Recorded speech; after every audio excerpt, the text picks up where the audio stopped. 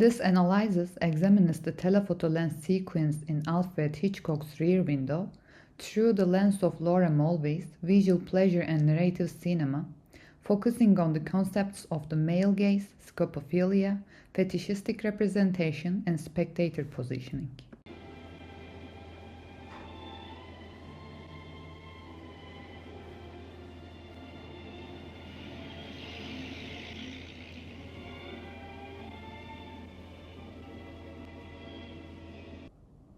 First, who is looking? In the scene, the one who is looking is Jeff, watching the apartments across from him through a long telephoto lens. Jeff occupies what Mulvey describes as the active male subject. He is the figure who directs both the camera and the narrative. He decides what we look at and how we look at it. This is what Mulvey refers to as the male gaze. It clearly reflects the male-centered visual structure of classical Hollywood cinema.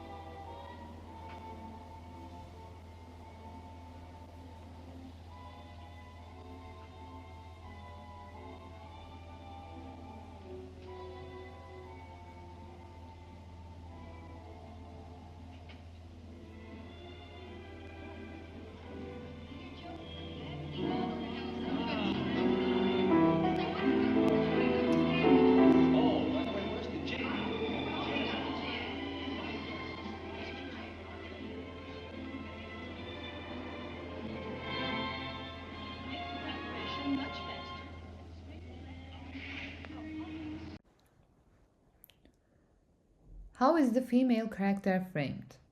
In this scene, the women are most often shown within the frames of their own windows. This framing, both physically and symbolically, places them in a box, visually expressing the restrictive and controlling nature of the male gaze.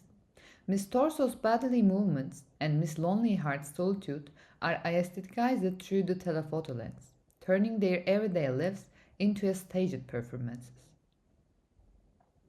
Their personal and intimate moments are presented as objects of visual pleasure. Mulvey calls this kind of representation fetishistic scopophilia, a system of pleasure in which the female body is idolized, fragmented, and turned into a fetish for the look.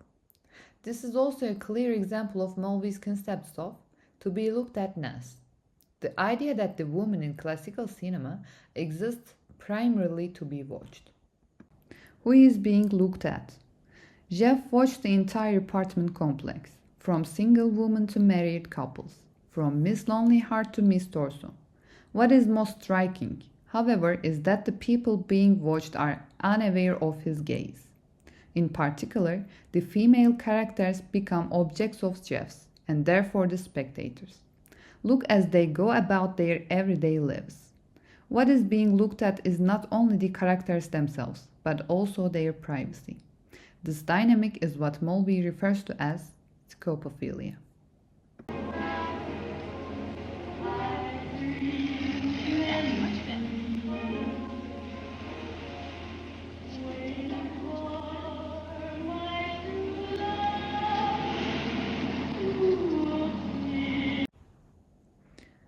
Whose viewpoint does the camera represent?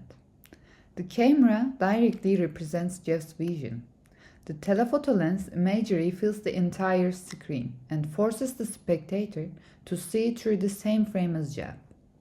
By merging the camera with Jeff's point of view, Hitchcock transforms the viewer from a passive observer into an active voyeur. This is one of the moments in which Mulvey's concept of the male gaze is cinematically constructed. The camera becomes Jeff's eye, and Jeff's eye becomes the spectator's.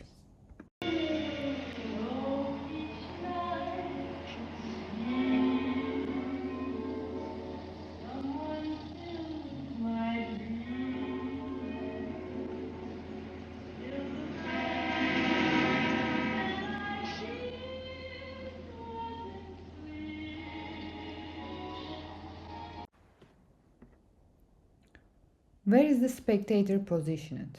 In this scene, the spectator is effectively placed in Jeff's seat. Every movement of the camera follows Jeff's curiosity, his control, and his desire. The viewer inevitably identifies with Jeff because the film offers no alternative point of view. As a result, the spectator becomes unconsciously involved in Jeff's act of voyeurism. As Mulvey argues, cinema constructs a patriarchal viewing position in this way. The man looks, and the woman is looked at, and the audience internalizes this as if it were a natural order.